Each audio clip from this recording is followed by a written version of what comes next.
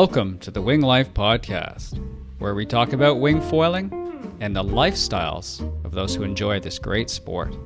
All right, it looks like we're live. Kyriakos. Kyriakos or Kakos, yeah. Thanks for joining me tonight, and morning for you.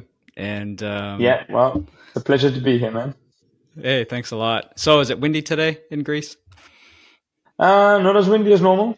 We're having a bit of a heat wave trying to come over, but even with the heat wave, the wind kind of persists. So we're getting something for sure, at least enough for wing foiling. But normally we'd have 20, 25 knots average on every day. So definitely not that much today. Oh, no. Well, still. For our guests at home, let's start. Where are you from? And I guess, where are you right now? Well, I am from Rhodes Island in Greece. That's where I am right now. That's where I grew up. That's where my family's from. And that's where I own my business and I work. So that's that's where I learned surfing, where I did everything to do with water sports, where we got into everything. And it's really a fantastic island to be on in the summer, at least, Okay. Now, for those of us who don't know a lot about Greece, Greece is a series of islands, and Rhodes is one of them. Or are you on Greece has a mainland. It's not a huge country like the US or Canada, but it has got a mainland and it has a lot of islands. So Rhodes Island is like the main island, the capital island, so to speak, of the Dodecanese Islands. That's the 12 islands right next to Turkey. Okay. Oh, beautiful. Yeah, the scenery and stuff out there must be phenomenal. Yeah, well, Rhodes is quite down south, so it's like close to Cyprus, close to Crete, close to Turkey. So you get hot weather in the summer, and obviously you got the Mediterranean climate. So, I'm not complaining. No, I don't doubt. Cool. So how early did you start water sports? I was born into it, actually. My father kind of started his water sports business about 43 years ago, maybe a little bit more than 43 years ago. So he was one of the first to bring windsurfing on the island, or even in Greece, I think. That was when windsurfing was first starting out, when the years when being a windsurfer was the equivalent of being a superstar, VIP treatment everywhere.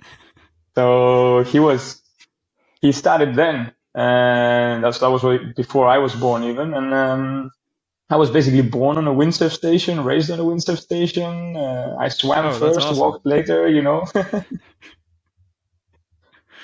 Beautiful. It's a nice life. I can't complain that I got to know the business and grow up in it and how everything works and how to obviously interact with people in different countries from a very, very young age. But that's the only thing I actually knew, so to speak. It's not like that's what I lived, basically. Okay, fair enough. And then you decided to kind of follow in those footsteps. And is Reckless Riders your own, or is that the continuation of your father? Or? No, Reckless Riders is my own. We currently work it out of my father's business as well. So obviously everybody wants to have wing foiling now, right? But I mean, it's a bit of a funny story, because the thing with you guys in Canada and the US, you got foiling much longer in so to speak than we do, like foiling in general and wing foiling especially, because when it came out, it was like when wing foiling came out, it was 5 years ago approximately. So it's like COVID times, right? And everything was on lockdown. You couldn't get gear, you couldn't get anything, and especially to get it into Europe, then, and an island like Rhodes, little island in a little country, was definitely not easy. So we didn't really have wing foiling the first 2 years it came out, and you had it in Maui and spreading around and everything. We were just watching it sometimes on Instagram and going, oh, what is this stupid looking thing they're doing now, Yeah. And I just found a board and a wing, really shitty one, to be honest, but it was some of the first gear. So I just found someone had bought it onto the island and left it here because obviously it didn't work out for him. And a friend had it, and I said, hey, look, you're going to use that? They said, no. I said, I'm taking it.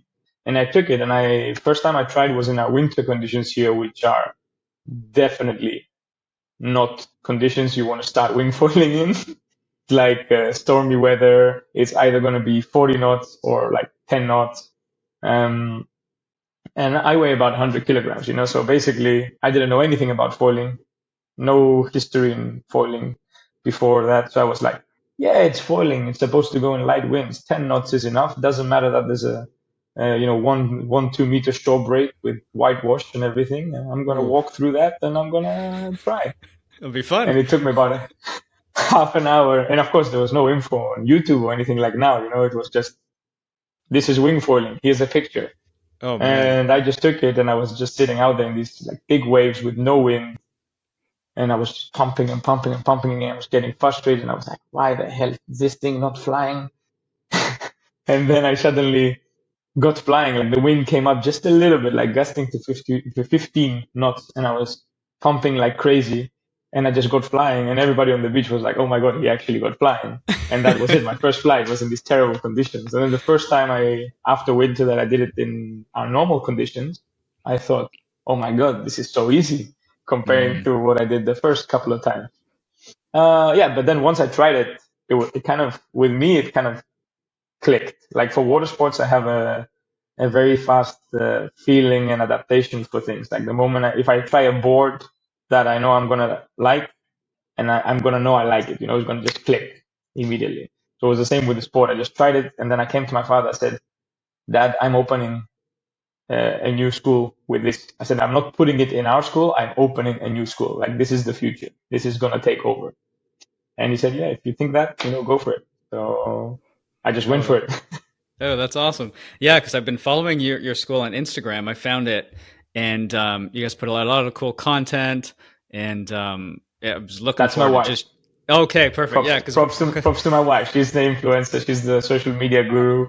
If it was up to me, you'd probably see like a story every now and then when I remembered. perfect. Yeah, because she's like, he loves chat and wingfoil, and you have to have him on. So yeah, Yeah, yeah. We're gonna have to contain ourselves. it's very things are accelerating a lot online, and Yeah, especially on exactly. Instagram. Most athletes are on Instagram, and I guess that's how we connected, and in the same process. But yeah, so everything's going so far. Props to your lovely wife for doing all this work, because it's now our whole community is going to get to meet you and talk to you. And so, do you remember? Do you remember, I guess, the first feeling you got from water sports? Do you remember getting I hooked into I it, or? obviously I remember my wing foiling start because that wasn't that long ago, right? Yes. It's like 3 years ago or something. But I remember never, like one of the fun things I think is amazing is that I never forgot my first time planing on a windsurf, even though it was Oh yeah. years and years and years ago, because I still remember I was out with the kid. It was a customer. He was my age, maybe a little bit older. And we were surfing and we were both on the same level. Like we were riding up and down, maybe getting some speed, but we were not putting the foot straps in yet. And then we just had one day where we just went into foot straps full speed. And I still remember the like mind blowingness of it. I was like, oh my God, what is this? And and then, you just never want to do it without that again. That's it. Every time after that, it's just like, if I can't get in the footsteps, I'm not going. If the wind's not enough, I'm not going. So Exactly. I do remember learning and that feeling. And, yeah, I remember a lot of it, but obviously like windsurfing was so long ago. Some of the things you don't really remember the immediate feeling you had then. But for For wing sure. foiling, for sure, that was close, Yeah. close No. to. How did you know it was going to be the future? I don't know. That was one of those gut feelings. Like I did it once, and I was like, I'm a hardcore windsurfer. Like I learned kiting. I could kite. I could do tricks. I could even, I could go on a surfboard and ride. But I just never. I was always like kiting. I was like, as a windsurfer, like the feeling is for me is nothing. Like I get bored of it really fast. And I consider kiting as something that's easy and fast, and in what some ways that is nice to learn, and for people Absolutely. that don't have much time. But on the other hand, I consider it as something you probably get fed up with pretty fast, or you want to do something new all the time. Whereas windsurfers, you got windsurfers for 40 years now that they're just going. up and down, jibing, and you think, aren't you getting boring? Like, no, you don't. Like windsurfing gives you that feeling through your legs, like when you're just planing, that you never get bored of, you know? And when I tried wingfoiling, it kind of felt like the perfect mixture of those two worlds. Like it was easier than windsurfing. It was obviously like even my first times, I was flying in conditions that I could not be windsurfing in, at least not fun windsurfing, you know, without taking a massive sail and something. Oh yeah. And and then I was still, I had that amazing feeling like the foil still feels nice. You're still connected with the water, like fully. You have immediate control. You're feeling every little thing. Um, Riding waves with a foil, like the moment I just took the first wave and let the wing flag behind me, I was like, oh my God, I am now doing two or three sports in one, you know, like this is amazing. But it was just a gut feeling, to be honest. I did it and I thought, if I love this so much and I consider myself, and I think that's what helps with my business and my YouTube channel and everything. I consider myself a normal everyday surfer, right? Obviously, I have more hours on the water than many people, and I try to push and raise my level also for my business, but for me as well. But on everything else, I'm an everyday average person. Like I'm not one of these guys that goes out, tries a backflip, and lands it on the third attempt. You know, I'm someone that takes months to learn anything. Like I have to bust my ass to kind of get moves out and all that. So when I tried it and I thought it immediately clicked for me, I thought this is going to click for so many people, like immediately. You know, the moment they fly, they're going to be hooked. So all I have to do as a teacher is get them flying as fast as possible, and Yes. that's it. They're hooked. And did Yeah, you find that obviously your entire life of wind experience is helping in your teaching? yeah, for sure. I mean, I've been teaching people from an extremely young age. I would say, like I was obviously at the age of 12, I was already a really good windsurfer, but I was teaching people from 12 years old. Like I remember my first student, I was 12 and it was just some guy on the beach and we had no other instructors and my father told him he can be your instructor. And the guy was like, yeah, sure. And I took him out and got him windsurfing, you know, that was it. So I've been teaching my whole life, and everybody says kind of that's my thing to be a teacher. You know, I can get through to most people. I can teach most things, and especially water sports that I love, I can definitely teach. And I don't have a limit, you know, I can teach for hours and hours and hours a day if I have to.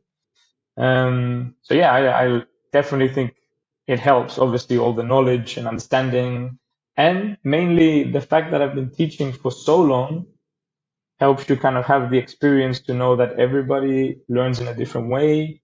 The teacher has to adapt to the students, and it's different for everyone. You kind of take in the water. Like you can't just go in like that's the way I teach. That's it. No, you got to go in and see like okay, what's going to help this guy or girl go to the next step faster.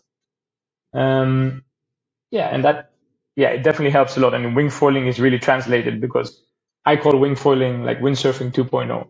You know, so it's the same style of teaching, the same kind of concept behind everything. So uh, it definitely helped. Oh, that's exciting. Hey, can we talk a little bit about what growing up in Greece was like? This is just like for all of us out here in Canada, US, and all other countries.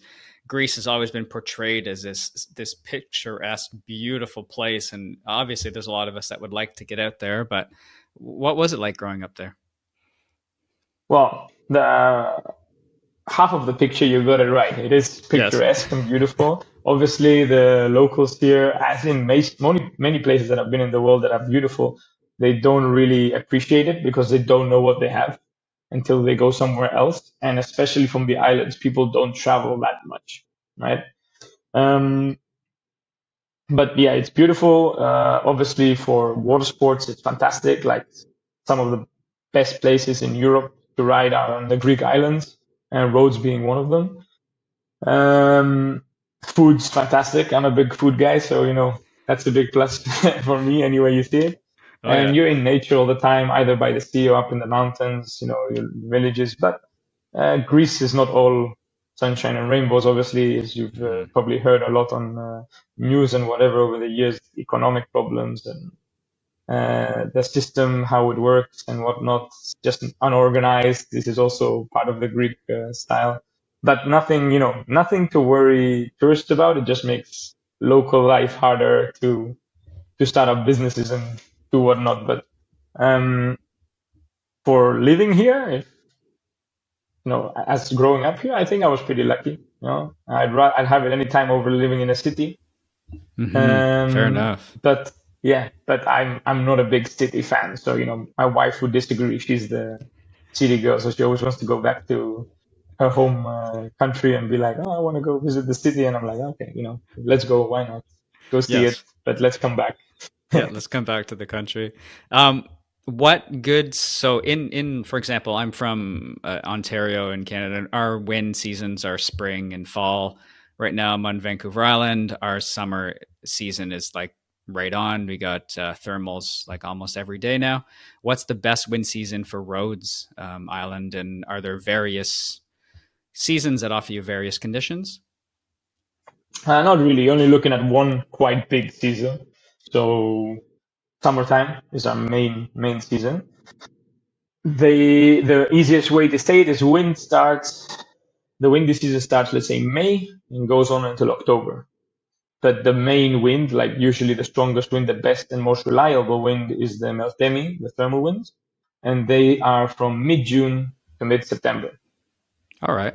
Now it does feel like the last few years like it's shifting a little bit. So it's going on longer. So many times October wouldn't really be that windy. But the last few years we've been riding, like I've been riding nearly every day in October, which is unusual. But hey, it's an extra, it's a plus, right? And this year we even started in March was my first session, and pretty like constantly, like I don't know, 4 times a week. We had good wind, and I was out wingfoiling, which normally again March, April not supposed to be that windy at all, and then usually in May it starts. But so we started earlier, and we're going on later. But yeah, the main wind I would say mid June to mid September. That's going to be like your statistically highest chance of getting wind here. Okay. And then at your school and at your center, what kind of conditions does it offer? Well, like I said, we use my father's business as well, but I do have my own spot separately for whoever wants to choose. Mostly at the moment, we're still working out of my father's spot because we're building up the other place. Like we're trying to make it nicer. And my father obviously has had 40 plus years to do that. So Oh it's a yeah, it nicer takes place to time. hang out.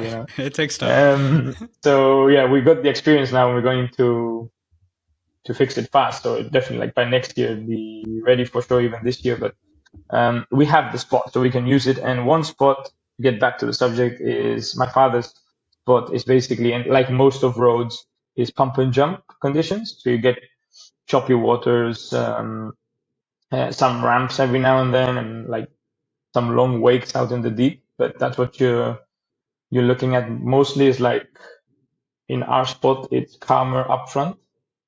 So you got a bit less wind, a bit less waves. So that's why we do all our lessons like close to the beach, and it's really safe side onshore conditions.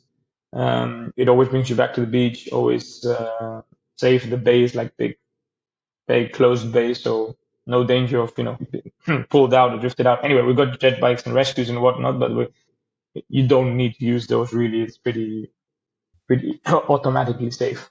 Oh, nice. Okay. So up front is much less wind, and then if you go like 50 meters out, the wind kind of clears a bit and is more stable, more strong, and the waves can be a little bit bigger. But when I say waves, like don't imagine surfable waves. We don't have like surfable waves, so they don't pummel you or like push you around. It's more like wakes and Like they chop. just kind of So break.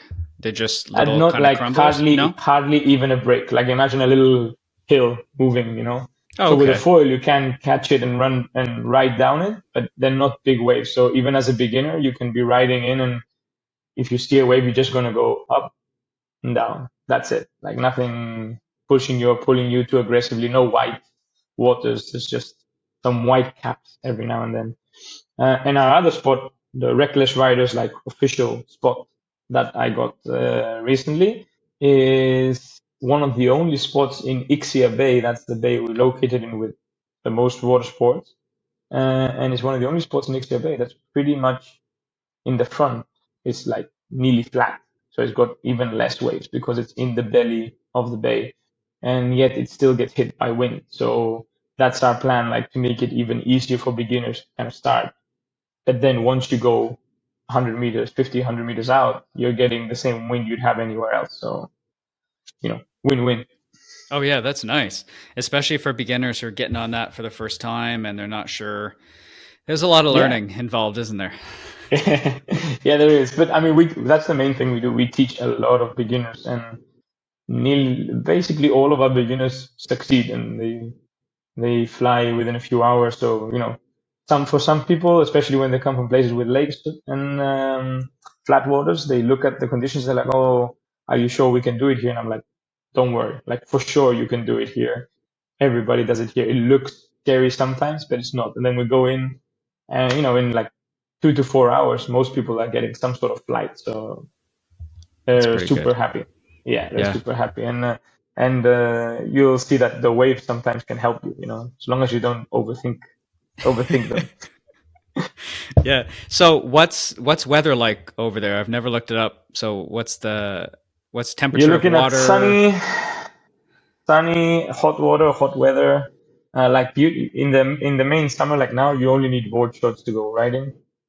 Um, Usually no clouds or anything. It's just Mediterranean kind of dry, hot weather, sun all the time. You need like the only reason like you'll see me in all my videos and everything. I wear a long sleeve wetsuit with short legs. The reason for that is mostly the sun. Like you got to be prepared for the sun in Greece. It will eat you up to plenty of cream, or you wear lycra or wetsuit. And I also wear it for the impact because, as you may have seen, I do crash a lot. So Yeah, we all do. Yeah, yes, we all I do do. crash a lot, and I go high, and the fall down is not pleasant many times. So wetsuit for the impact is good.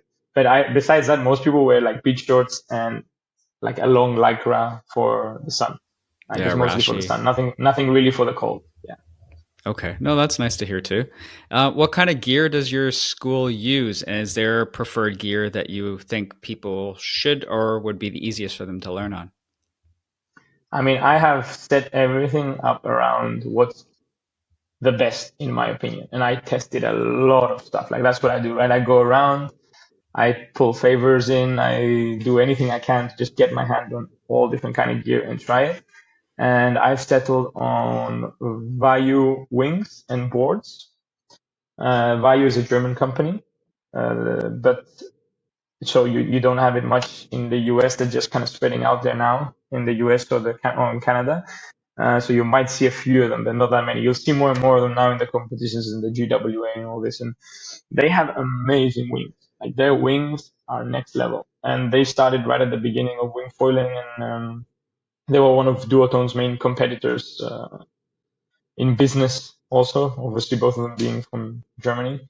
But they have amazing wings. Like their new wings, the V3, they are the best combination that I've used so far of lightness, stiffness, and durability. And all the little like details you don't really think about, but once you get riding with it, all the little details you're like, yeah, that makes a difference. That feels nice to have like that extra little thing there and that extra little thing there. So the wings are amazing. The new boards are fire. Like they start flying.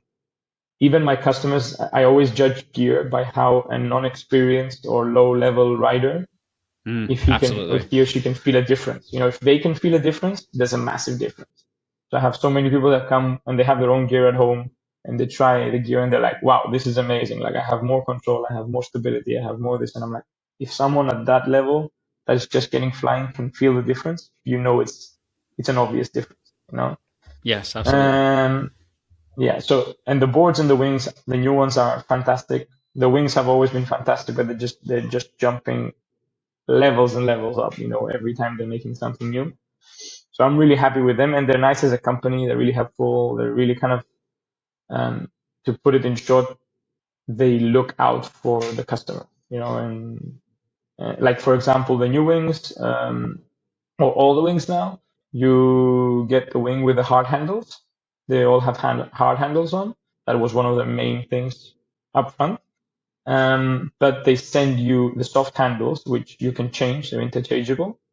They send you them in the packet. You know, you get the pump, you get all the little attachments, you get this, like you get everything that's they offer as a company. You get it in the packet. You don't go like some other companies where, oh, you have to buy this leash extra or that thing extra or that thing extra. Just you're buying the wing, take it all.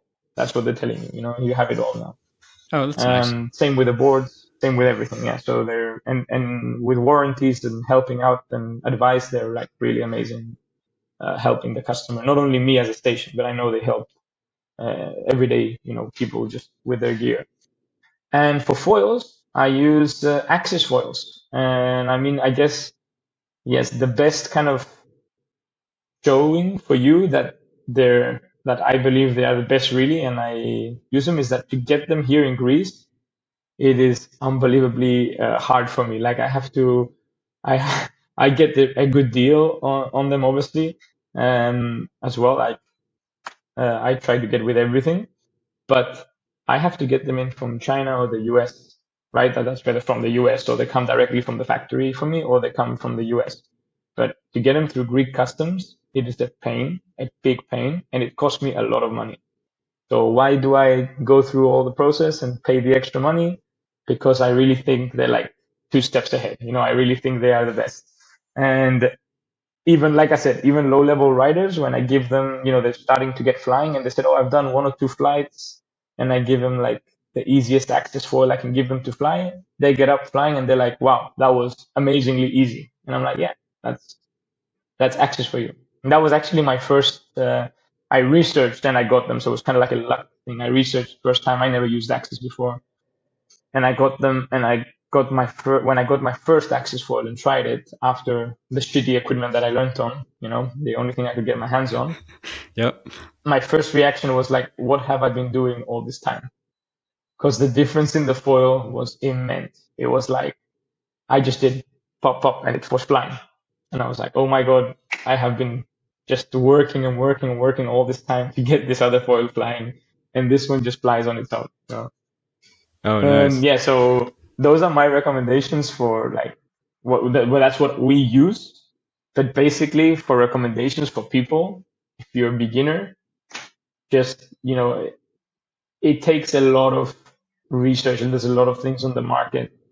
I think some of the easiest companies for beginners and just user-friendly companies are definitely like Axis. Obviously, I'm keeping them at number one. Duotone has easy foils, but I think for later on, they're kind of subpar. You know, they're like nah. But for beginners, they're fine. Like they're classic foil, and F1 has nice easy foils as well. So I think that they're good brands to kind of get on, fly with, and get your first steps, and then create a style that you have, and then look and with some knowledge look into the market and see what would fit you better. But I think Axis got everything for everyone. Like anything you could need, you can get from them any style. Okay. Now, I've already ordered all the new stuff that came out just now, so you know there's oh, more money really? out of the window, but I couldn't Yeah. resist. Christmas is coming. Christmas is coming Yeah, early. my wife's not happy about that. Well, you know what? With her Instagram game, you never know, right? We got to get some Canadians and Americans out there. Yes, So yes, that's what now we're aiming for. we're looking at like a mid aspect foil. Are you teaching on higher aspect foils? What do you find your clients prefer and you prefer as well? Um, like I said, like with foils is hard, and I'll not exactly quote, but I'll copy the Adrian, who is the Axis designer, and he hates when people like uh, can categorize foils by, oh, what's the surface area? No, or one thing. Foils, you got at least three or four things you want to be looking at to get a full view of the foil. So what I want to say by that is that just the aspect ratio or just the surface area is not enough to look at. But what I use is around mid aspect. So maybe even a little bit towards the higher aspects. So like six, let's say around a six aspect ratio Hmm. for most of my classic foils, like the beginner foils and then advancing foils and intermediate foils, progression foils, all that. So they're all around a six aspect ratio.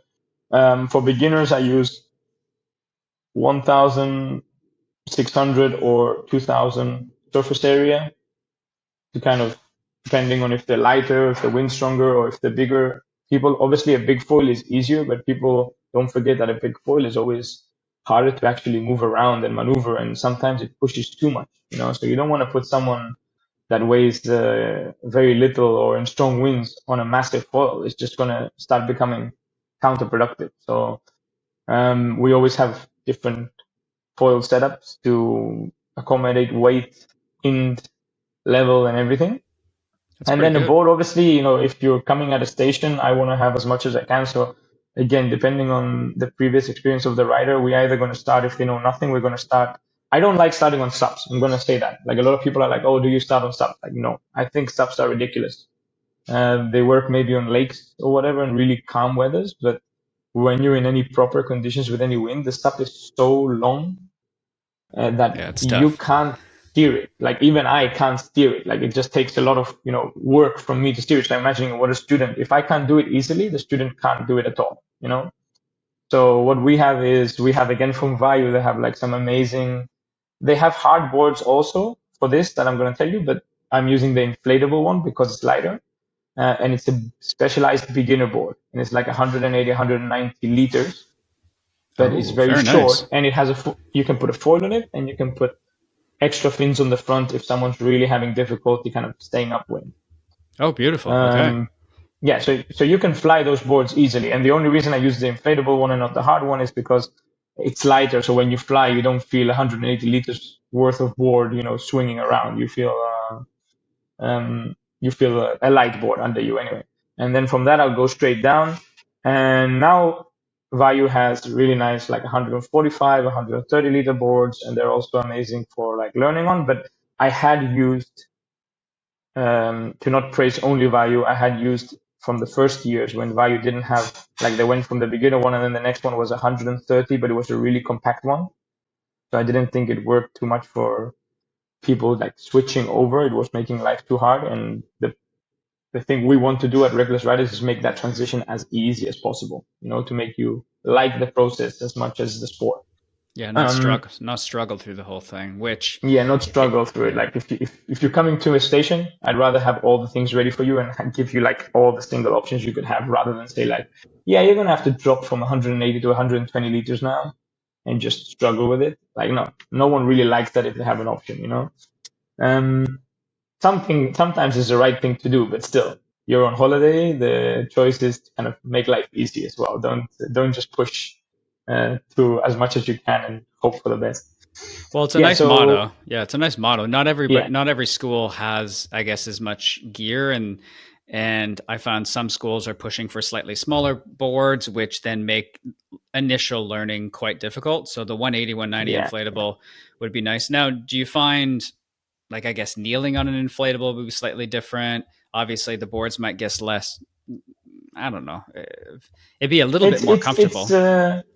it depends on the inflatable, and obviously the new ones they're making, like nearly every company now, the new ones they're making are better and better quality. They'll never stand up to a hardboard.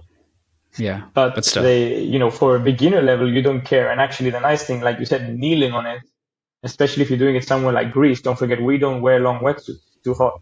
Oh yeah. So people forget that the knees are bare. And when you're a beginner, being on your knees a long time or keep having to get back on your knees from falling off, your knees get roughed up. You know, you're like, oh my God, my knees are hurting so much. So the inflatable board is actually really nice that it's much softer when you're getting on, and you don't mind, falling around on it. And also for the school, it's better because the if they hit it somewhere or you fall on it with the booms or something, you don't care about the board; it's not going to break. It's inflatable. But obviously, the best board for like speed and getting up is a hard board. But we're talking about a board that's around 180, 190 liters.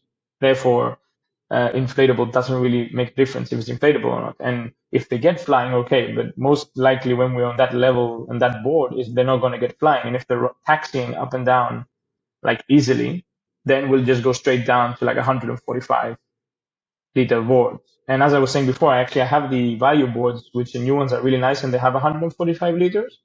But one of my favorite boards to use, and obviously this is for beginners, like no one's going to continue using this board, is RRD. That's Roberto Ricci Designs. I don't think you have many of them there. I used to ride a RRD windsurf as one of my first ones I bought in Maui. I love that Yeah, board, single wave cult, and yeah, I yeah. So they have some good yeah. boards, Oh, they awesome and boards. they have this hybrid windsurf wingfoil board. But what a Okay. hybrid board has is it's flatter, it's longer, and it's designed around speed because windsurf foiling wants speed, right?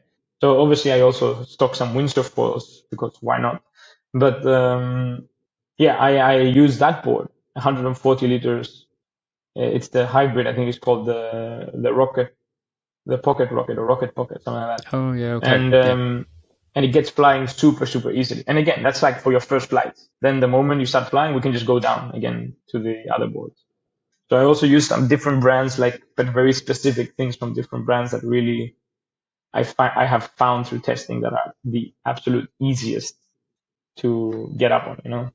Oh, that's nice. Yeah, I Um, like that thought process and the I guess the focus around helping new people get into the sport have as much of a good time and a safe time as possible, so then they themselves can then enjoy this entire new um, lifestyle, potentially everything, right? Because there's yeah, some. Are you I mean, finding a lot of people coming to your school that are brand new to wind sports, have never done anything? Are you finding they're coming from um, other sports? mostly they're still coming from other sports. So they're either All right. windsurfers or kite surfers kind of changing over. But there are quite a few that are coming. I have no experience at all. Lately, there's been more and more of people like this. And what we have here in Rhodes is, of course, like we have our sport and our beaches, but the beaches are all beautiful, nice beaches, and Must be. everywhere It's there's rough. tourists just sitting around, right? Like you Yeah. have Sounds umbrellas. terrible. Yes, it's Yeah, it's terrible. absolutely bad. Bad stuff. But yeah, so Don't like go. next to our surf station, there's umbrellas with people just sitting on the umbrellas, enjoying the sun, enjoying the scenery, the beach, the sea, the water. We have amazingly clear water here, like really good water. So it's not you want to go swimming all the time. So there's lots of people on the beach anyway. So they're just watching, and especially when they see the like good riders riding up and down and flying on that foil, they come and they're no longer asking, "Hey, that windsurfing looks interesting." They think, "Hey, that flying thing looks interesting. How do I do that?" Yes. And it kind of piques your interest. So we have a lot of people just walking up from the beach as well, asking about it and getting interested in trying it. And of course, anybody we can get into any water sport is a plus for the whole community, right? Like Yes. the Oh more water yeah. sports people, the better. Yeah. But if anybody asks me, I do like whisper in their ear, like, this one's the future. Like, go for this one. This one's the future.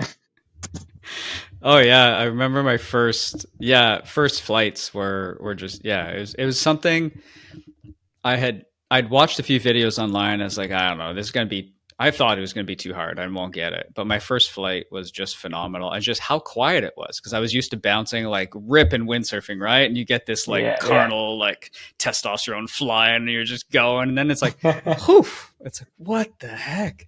So, It's just but zen. yeah, it's just zen, and you can travel around, and we've talked a lot about that. But helping other people feel that, especially now, post pandemic, it must feel good to be able to help people experience a little bit of more joy in their lives, I guess. I always love teaching people, and seeing them kind of, most people being like you, even if they're complete beginners, like, oh, I'm never going to be able to do this, or that looks hard, or it's going to take me a long time. And then it's always like two or three little tips, not always the same ones, but two or three little tips for everyone. And suddenly it just clicks and they're right and they're like, oh my God, that was easy. And I'm like, yeah, it is easy. Water sports are hard because they need a balance of power with technique, with like smoothness, and it's hard to give something power and force and at the same time be smooth. and at the same time think of all the techniques. So if you can give people two or three kind of tips, one in each kind of sector, it will allow them to at least do the basics. And then they're like, wow, that wasn't so hard. And then, yeah, it's not so hard. And the more you do it, the easier it's going to get. So, keep going. And they do, Yep. and they love it. And that's how I love getting people kind of stuck into the sports and loving them. Of course, the hard part is after they leave here, will they continue or not? This depends on where they're going and Absolutely. what they have around them and what they can do. But yeah, I can't do everything. I'll do the starting part. The rest they have to do themselves. Hey, that's a super important part. Now, when you do your lessons, are you starting on land, teaching flying basics? How does your Definitely, school definitely. approach that whole process?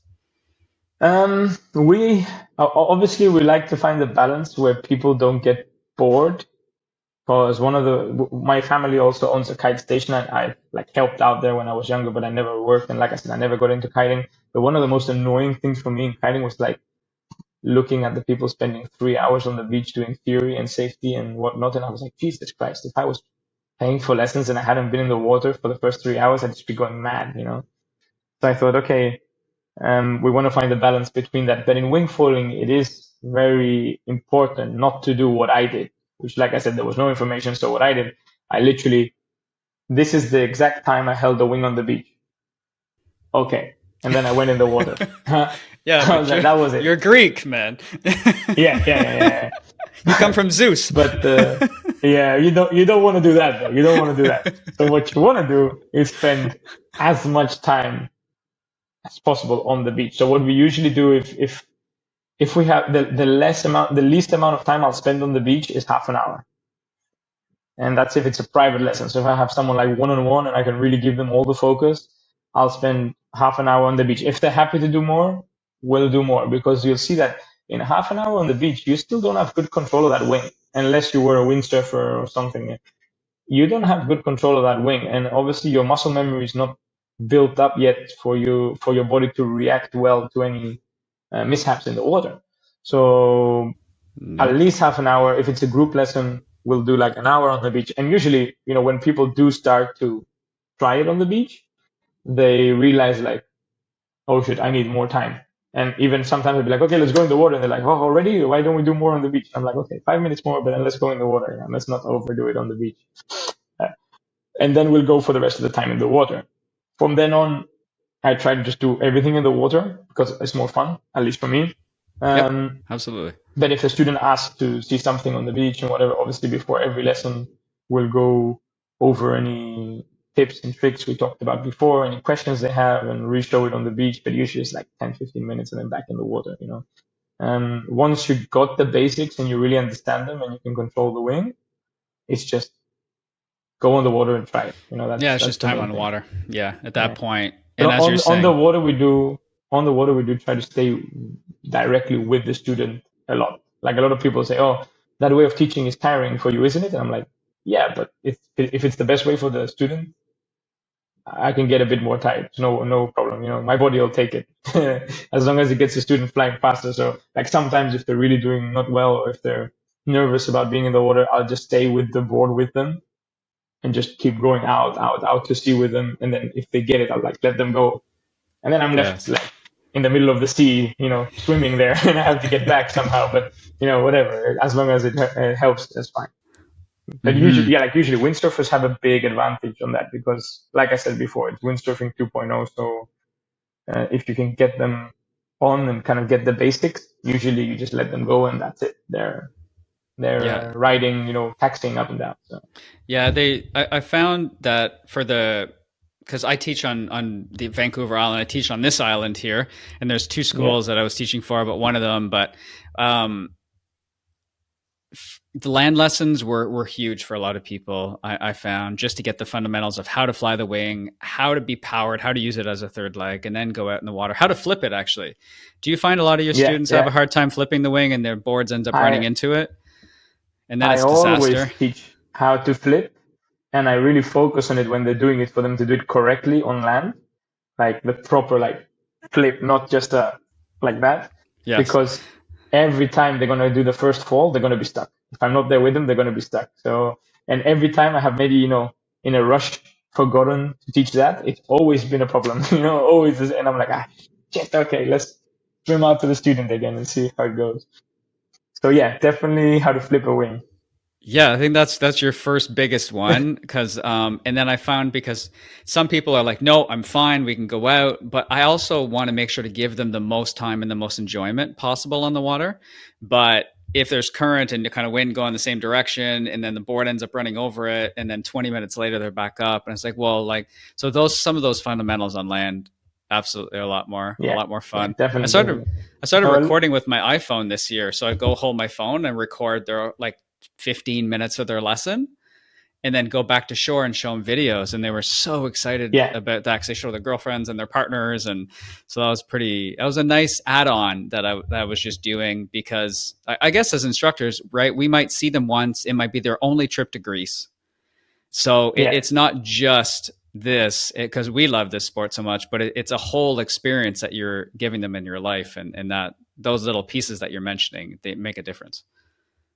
yeah, definitely, definitely. And we do the photos and everything also for them to take back whenever we can.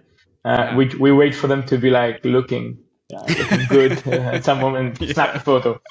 Videos hold way too much proof of crashing, so we don't, Okay. we don't give them that to send back to family. No, but definitely Fair like on enough. the land lessons, we do focus a lot on keeping things safe for the gear and the people, and getting them like I explain a lot. Yeah, like I'm going to show you some steps. They may seem irrelevant to you. They may seem like boring to you. You might want to kind of put them in the side of your head, away from the basic on how to keep that. That don't, because like the first steps of preparing everything and getting on and like steering it in the right direction and then grabbing the wing, that's going to give you so much more time on the board than you just rushing to grab the wing, be facing straight downwind, get hit by a wave and fall off because you just wanted to quickly grab the wing. And the same about flipping. I'm like, look, don't rush the flip, learn to flip properly because it's going to save you at the end a lot more time and struggle and energy. And then you're going to be on the board much more. And the moment they're kind of like, okay, yeah, that makes sense because people don't think about that. Like I wouldn't think about that, if it was my first time. I wouldn't think of like, oh, I'm going to learn how to do all this random stuff Yeah, because it's absolutely. going to get me more time on the board. No, I'll just be like, yeah, I'll figure it out when I'm in the water. Um, but once you kind of tell it to people and they're like, yeah, that makes sense, and they learn it, then you see that they hardly waste any time off the board and like struggling with the wing and getting things tangled up because you've already given them the basics of that. And then that means that they become self-sufficient much faster. So when they're riding, I get people, and I get this question a lot from people before coming here. They say they can't find a place to rent them gear because they're not at the level where they can fly yet. All And I'm right. like, we don't need that. We need you to be at a level where you can take care of the gear and at least taxi up and down without going like crazy downwind every time. So at least a bit of upwinding. And we're happy to give you gear. We have easy gear, we have big gear, we have tough gear. So we'll give you gear as long as we can see you can do those basic things. And then, if you want to practice on your own, that's up to you. And it's the same after we do some lessons. Like if I do like 2 or 3 or 4 hours and the student is taxiing and I see, there's a level kind of for most people when you're taxiing before you're flying that you're just going to need to get hours on the water. You're just going to need to get time on the water.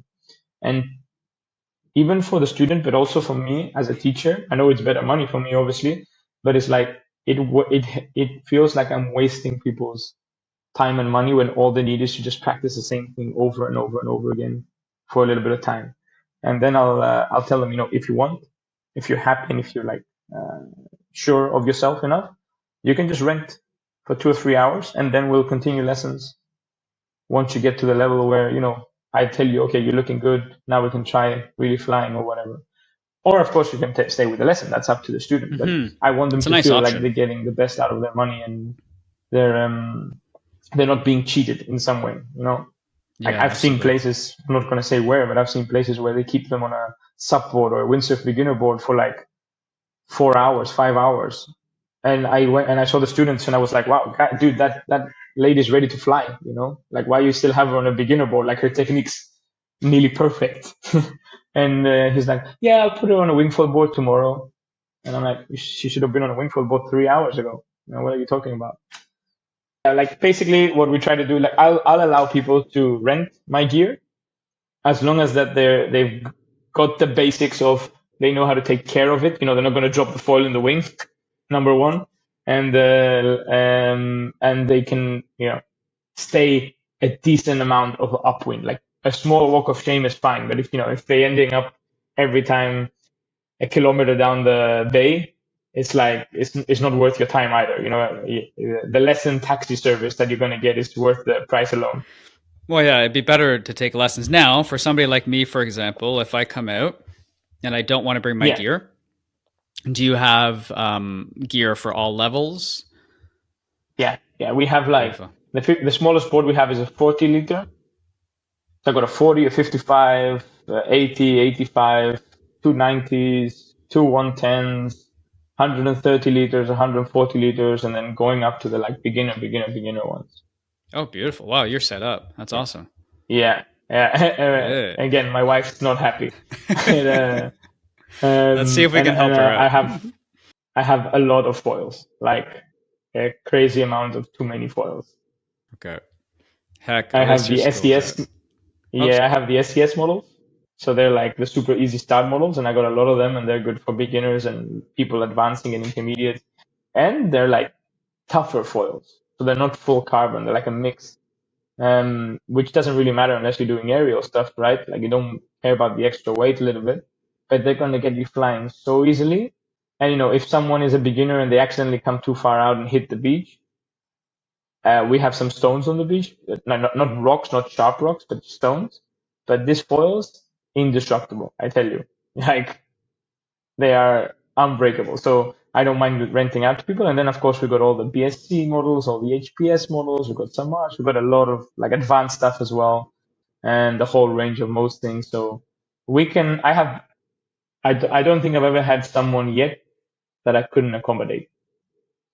From like really advanced riders to beginners to intermediates, always have something. And same thing with wings, obviously. Yeah, Wide range yeah, and and everything. yeah, anything from 2.8 until. But the biggest one I have from Vayu is 6.4. That's mainly because we do have quite a bit of wind here normally. But the Vayu ones, they're so efficient in power reaching when you want to pump them up a little bit that you don't need bigger than a 6.4. Like after that, it's just becoming unnecessarily big. And I found that even at my weight, I can pump myself up with a 6 when other people are using like this F1 8 meter one of monstrosities, the Zeppelins or whatever they are. So yeah, I prefer that style of nothing bigger than a 6.5, let's say. Yeah. Yeah, it's starting to get my biggest I normally ride with is as a 5. I'm Yeah.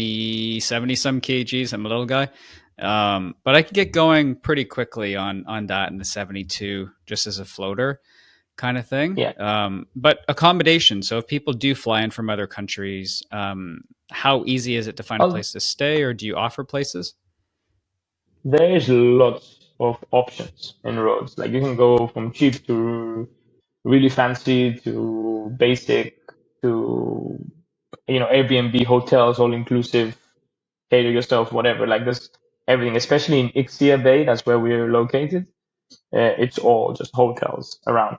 But um, the important thing for that is if someone's coming like July, August, that's our main season, you better have pre-booked because most likely you're not finding much of anything left. Like they book out everything, and that's the busiest time on the island. Um, but we ourselves have recently invested in an apartment, an Airbnb apartment. It's pretty big, so it's like 3 bedroom, but it's got like this amazing location. You're right in the center of Ixia. You wake up, it's on the second floor. You see the sea, so you know what conditions are on. Immediately you have a sea view. It's all modern and taken care of, fully stocked kitchen and everything. And it's a five, not even 5 minute, yeah, maybe a 5 minute walk from both of our spots. So it's right in the middle of the spot. So you can walk down the beach, no problem. And okay, yeah, for Europeans, like I said, it's a big apartment, so it's 3 bedroom. So for European standards, we haven't discussed anything about that. We don't need to for the economic kind of way of thinking. But for European standards, it's, I guess, not really worth it or cheap for people if they're like one or two people. So it's better if you're a group. But to be honest, when I've seen like US or Canadian prices or the prices they pay even in Mexico for holidays, we're still pretty cheap for their standards. So I guess for most of your viewers and customers and audience, it's probably good even for like two people if they don't mind having two extra bedrooms to do nothing with. Yeah, no, that's fine. That's Yeah, good to know. yeah, but it's got a nice Um, balcony. You sit out, watch the sea, and you can find that and pictures and everything on our website. So we got okay, it on our Reckless Riders website. okay, cool. We'll talk about But that. there are plenty of options, plenty like hotels, Airbnbs, on the beach, next to the beach, everything. Okay. No, it's good to know. Yeah, it's always been something that I've thought about. I want to take us back to instructing because this is a point where a lot of people, a lot of new clients. So what and it was, ends up what happening is you get up kind of your board always goes straight downwind, right? For the most part, Yeah, you try to get on, you kind of kneel on your board. Oh wow, it's sitting there kind of across the wind for 10 seconds. It goes downwind.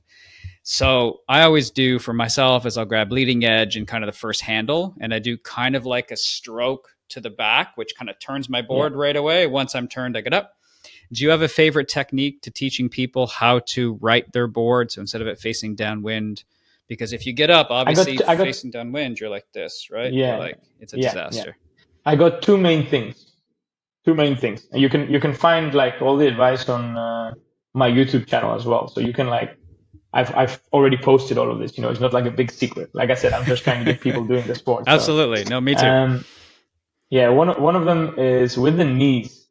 I don't know where it came from and why it stuck so much, but that like forward facing on the knees on big boards especially, I find it harder. So I go more in like a windsurf thing. So I sit my students ever so slightly diagonal facing forward, but mostly they're like sideways looking at the wing. That way you can get more of a spin around and push around from your legs, from your hips to control that board, right? That's the first thing I change. And even people that have learned it and they kind of come and they're trying on their own, and I just see them having such difficulty kind of pointing that board upwind when they're on the knees. I tell them just to try that. They're hesitant in the beginning because obviously they've seen it everywhere and they've learned it everywhere, like just point forwards on your knees. But that technique, in my opinion, is more of a like small sinker board technique. It's not a technique for beginners. Like beginners can do nearly anything as long as it works, right? True. Now you're So saying like, so your board's here or whatever, you're a slight angle, and then your feet are hanging off the side of the board. yeah, so if this is the board, you Yep. won't be like straight. You'll Straight, be straight. sideways, Oh, slightly okay. forwards. That way, when you Okay. spin your knees, it changes the board much easier. You don't have to be in a contorted way like this to bring your board to where you want it, right? Okay. And then And you move your knees and face forward. no, I won't do that. So like ever so slightly facing forward, that helps you spin upwind. You'll see that it's much easier to keep it there. And then when you want to get up, you get your front leg up and then the back leg up. Like there's no reason to be facing forward if you really think about it or do it a few times. You're like, yeah, that don't need to be facing completely forward. Like there's no actual reason behind it, like that you have to do that. If to me, it seems like it's something that helps mostly with when you start going to smaller boards.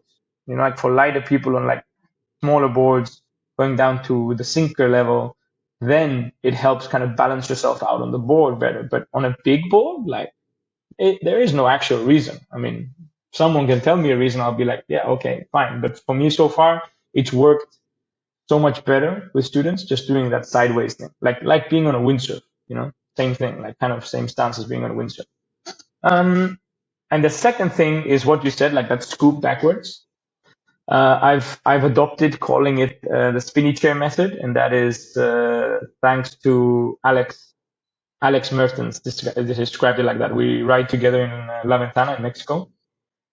He's a pro windsurfer, gone wingfoiler, sick rider. He also makes some YouTube videos on a bit more advanced stuff and whatnot, right? So he calls the spinny chair method because we say like, imagine you're on a desk chair, the spinny ones, right? And you want to twist your chair around without using your legs. So you would grab the desk or in this case, the boom, your wing, and you pull yourself around against it. Because a lot of students, they kind of confuse the fact when you say twist your hips, they try to twist their hips, but without pulling against the wing, right? Without doing that scoop back, like you said. So what that does, it means that you're just twisting your hips, but it's not going to listen to you, right? So if you use that wing just a tiny bit back and at the same time, like it's a combined move, twist your hips, it's going to go upwind so easily. And when they do it, they're like, oh yeah, that was That's super it. easy. I'm like, yeah, that's it. That's It's your most technique important over lesson. everything else. Yeah. Technique Yes. over everything else. It's nothing to do with power or, that's another thing, a lot of small size women or children or parents that bring the children, they're like, oh, but can my child do it because it looks really hard and really like you need to be strong? And I'm like, nah. The best riders I know are around 15 years old or younger. Oh, these All of them kids are are, just insane riders. Yeah. it's And again, insane. I ride next to all these kids in Mexico, in La Ventana, and they make me feel bad, because I'm like riding there and I'm like, oh, shit, okay, like maybe I'll just go away from the pack there just so I don't look too bad being next to them.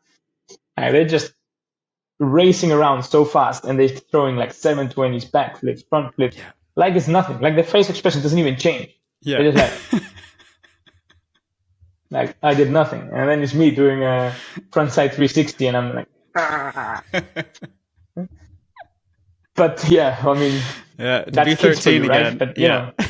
To yeah, be 13. but that's the thing. Like as a sport, also you don't need to be strong. It's all technical, and obviously the wings are light, boards are light, everything's light. It's all about just doing the right thing. So as long as the kid wants to do it, they can do it, right? Like they're gonna be able to do it. You might have to change up techniques a little bit for size and whatever, but it works for kids for sure.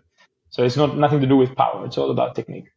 Oh yeah, and that's the fun thing, and they pick it up so quickly, Ah, crazy. which is pretty cool. So to learn a little bit more about you, what's your favorite setup? What kind of, so you're saying you're 100 kgs. So what size of board do you like to go out in, or on? Sorry, Uh, I like what? to say I like to say I'm 100 kg, so I'm heavy in my body, but I'm light in my soul.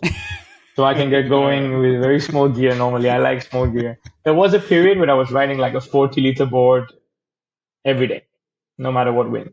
But I found that, I'm getting lazy and the boards are getting better. So there was no reason for me to stay on a 40-liter board. New, bigger boards were really compact and easy riding, and light. So I was like, okay, I'll have to go bigger. Why not? So now my favorite, I use a 70-liter Vayu Fly.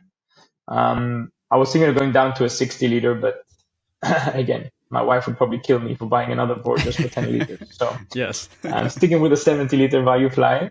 I got a 90 centimeter mast with a Axis crazy short fuse and the BSC 740, which is a hidden gem of a foil because that is a small foil that's around 800 square centimeters, 880, which for 100 kilograms is pretty small, right? But it's a fantastically like easy and user friendly foil. Like if you can get me, I've gotten it up in 12 knots. I can fly that foil for sure. But sometimes like 12 to 14 knots, I've been out a lot of times with like a 4 or 5 square meter wing, Oh wow, and that's impressive. obviously pumping my soul out. But Yeah, for yeah, sure. I can get And it on a flying 70? on a 70-liter. So which for me is Whoa. about sinks to about here if I stop all wind. Um, but yeah, but I can go out. I think that's pretty much my setup at the moment. I'm looking at going on a 60-liter board, but that's about the only change I'd make. And I've got some new foils coming, but I'm looking at the same size. I'm just changing models around and trying different things. Okay. Yeah, So that's yeah, a pretty around good setup. 800, 800 to 1,000 on the foil, 70-liter board, and 4 or 5 meter wing. 100 kgs. Okay, fair enough. Yeah, no, that's good to know. Yeah, because me myself, I'm in colder water sometimes, so I ride a 70, even though I'm 70. So it's pretty much kgs to boards. Even three, four, 5 meter wing, and then I have a big foil. I got a 1550 Armstrong. I haven't even switched, but it's so cruisy, and I love Yeah, Armstrong well, foils. So that's what I'm if it riding for works for now. you, why not? Oh heck, I'm still riding the same foil. I'm gonna get some more there, maybe next year or something, but for now it's fine. But cool. Everybody's So getting into the high aspect fab now, like everybody's just higher and higher aspect ratio. And I've got some really high aspect ones, but for me, I think the best is to get something really all around that does two or three things like from different styles that you really like, but the foil can do both of them. Then you don't have to ever change your foil. You just like one foil. That's it. yeah, I I love never the mid change. aspect. Yeah, like my mid aspect is Yeah. still the V1. I love it. It's so cruisy, comfortable. I can handle big swell to small stuff to head high stuff, and it's all nice and comfortable. You had said short stab. So what do you mean by short? You're looking at 50. I'm riding a 60, I believe. I'm on the axis. Oh, you mean the fuselage, yeah? Yeah, fuse. Sorry. Yes. Yeah. Um, I'm on the axis crazy short. So it's the second shortest, I think. So, All right. because they've also got a new one called the City Short, and I'm gonna be honest, I wanted to buy that just for the name. Yeah, it's a good So yeah, marketing. the Crazy Short is like 603 millimeters. Okay, so 60 centimeters. Yeah, Okay, so same as mine. yeah, Awesome. I find yeah. that's a So good somewhere there. size. So it's Yeah. yeah, I love that because it gives me the ability to pump very easily, to carve very easily, and I pair that with a small rear wing. It's the progressive 350 from Axis. I might even go smaller, but again, for my weight, Hmm. I don't You need need a to. bit of Like, lift. Yeah. yeah, it's not even the lift. Like I got plenty of lift. It's more like to buy a smaller rear wing. My weight pushes that one around anyway. I'm buying it mostly because I'm like, oh look, that pro guy's on a 300 or a 325. Like, why am I on a 350 and he has the same foil as me? But on the other hand, he's like 70, 80 kilogram and I'm like 100, right? Yeah. So Yeah. It makes a it's difference. basically like having the same thing. Yeah, it's, not just for the lift. Like my weight pushes that around, and I don't get any negative feedback from the foil, so I don't think I really need to change. I just want to have more stuff, add to the collection. Sorry, wife. She can so, probably hear me from the other room, so. she'll come in soon. You get off with that, man. That's enough from America. Or Canada, sorry. But where are some of the? Have you had the opportunity to travel to different places and try different countries and launch sites? I've traveled in a lot of places, but for foiling, the last few years, I haven't traveled in many places for foiling. I used to travel with windsurfing. When I started foiling was like 3 years ago, right? So, Fair and then of enough. course Yeah. it was still Yep. COVID and whatever. And then we went first time to La Ventana, and we have been traveling with my wife for many, many years, and traveling like around the world, working. I don't just travel and holiday there because I stay for like 3, 4, 5 months. So I work wherever I go, but it gets a bit tiring, at the end, like researching new places every time. You're not sure if they're gonna be good. Will you have to will you like it? Will you not? You have to find a new accommodation every time, meet new people, new work. So we went to La Ventana in Mexico, and we loved it. Like we loved the community there, we loved the wind there. And then the next year we were looking where to go, and we thought, you know what? We ran out of time. We were so busy with businesses here and getting things sorted that at the end I was like, you know what? Let's just go back. And it was the first time ever we went back to the same place.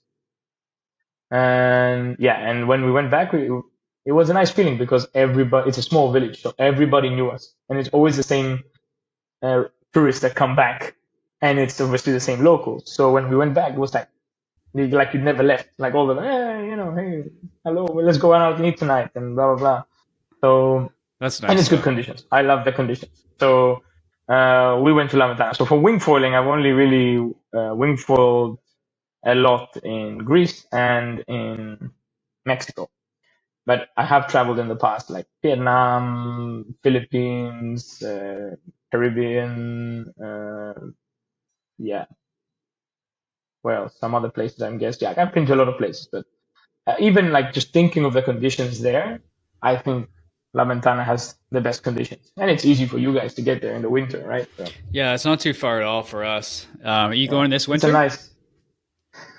If I go anywhere, I will go there. Yeah, but I'm probably not gonna go for as long. Uh, so we're gonna go to somewhere here in Europe first to visit family, and then probably end up again in Mexico. But yeah, I go there. I work in one of the centers there. I worked for my first year, and good connection, good people. So I go back there and I just do lessons. But there I'm like a freelance instructor. I don't have to stress about equipment or people and safety and whatnot. That's someone else's job there. I Oh just teach. yeah, yeah. I do the same. I might go to Levanton this winter and teach a little bit. I think it'd be Ah, fun. I it's haven't good. been It's there, good. but It's yeah, a I nice think it'd place. be pretty fun. Yeah, nice. It's a Well, nice hey, place. we've been chatting for a while. I know you said you're going to be Are you starting instructing this morning? Yeah, I've got a couple of lessons waiting for me. Of course, here I'm more like managing, so I do some lessons sometimes, but I have a lot of instructors that I've trained up and I taught them how to teach. Some of them I've been taught from the past years how to wingfoil first and then how to teach, and they're all windsurfers with a lot of teaching experience. So I got them working for me now. Um, so we can teach a bigger amount of people because if I'm doing it alone, I'm in the water all day and I still have to cancel lessons and be like, okay, I can't fit you in today. Someone else, you have to come another day. So more instructors now. But yeah, I got a couple of lessons, wait a few hours, like 3 or 4 hours of lessons waiting today. And yeah, it looks like a nice day, another nice day in paradise. So Hey, beautiful. Beautiful, man. Well, hey, like, so if people are wanting to learn more about your school, learn more about how to get there, what's the best way for them to contact you? well, obviously, like I said, my wife takes care of the Instagram, so they can see like nearly everything there on Reckless Riders Instagram, and they can message through there, or they can go on our website, recklessridersroads.com, and there you have again pictures, prices, info, accommodation, anything you need like to check there, and you can contact us through there, or there you go, you can just send me a message. I'm always available. The only time I don't answer is when I'm on the water, either riding or teaching. So Fair enough. you are going to get an answer eventually. Hey, fair enough. Well, hey, man, thanks for joining me today and doing it so early in the morning because I know it's early over there. Really appreciated it. Maybe what we can do another time is even do a live for people to be able to see your actual school in action. That'd be pretty fun. So people might Yeah, love to yeah, see yeah. that as well. So we could do that. But hey, I hope you have a good day. Why not? We can arrange. Yeah, Yeah, thank you, man. Thanks for absolutely. having me. It was nice Yeah, talking to you. And I hope to see more Canadians and Americans in Rhodes yeah. I think that'd uh, be pretty fun. this year, the next year, whenever. It doesn't matter. Just get over here. All right, man. Hey, I hope you have a good day. And hey, everybody, thanks for joining us tonight and this morning if you are over in Europe. And we'll talk to you again soon in the next episode.